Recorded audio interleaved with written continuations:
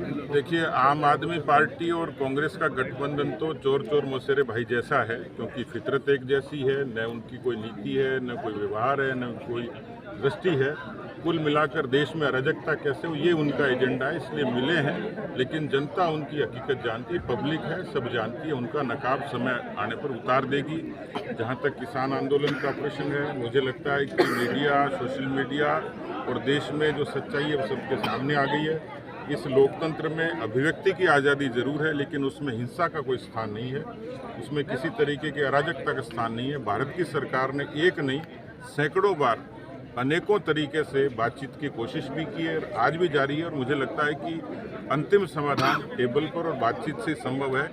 लेकिन जहाँ तक किसानों का प्रश्न है, फसलों की एमएसपी, 1.25 लाख करोड़ का कृषि का बजट, इसके साथ प्रधानमंत्री किसान सम्मान निधि, जितने नैनो यूरिया से लेके नीम कोटेड यूरिया से लेके किसानों के लिए जो सहूलियतें हो सकती हैं, तो भारत की सरकार ने, मोदी सरकार ने दी हैं। वाजपेयी साहब सरकार से लेके मोदी सरकार तक देश में आज़ादी के बाद ये पहली सरकारें थी जिन्होंने किसानों को संबल देने का काम किया। ठीक है, आईडी दिखाओ। मनसा और समाचार प्लेट टेढ़ी करो। नहीं दिख रही है, नहीं दिख रही है। पूरी टेढ़ी कर दो, टेढ़ी। मनसा तो टेढ़ी।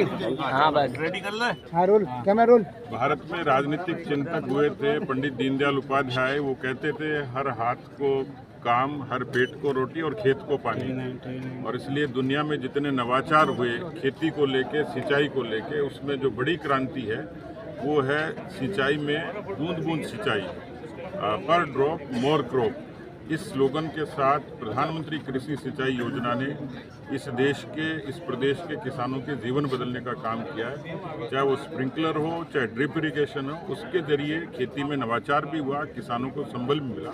और आज मुझे खुशी है कि डॉक्टर अनामिका जी ने खासतौर पर जैसलमेर और बाड़मेर, इन दो क्षेत्र के 500 से भी ज़्यादा किसानों से प्रत्यक्ष इस प्रधानमंत्री कृषि सिंचाई योजना का कितना लाभ मिला है, इस पर एक शोध प्रबंध उन्होंने प्रकाशित किया है।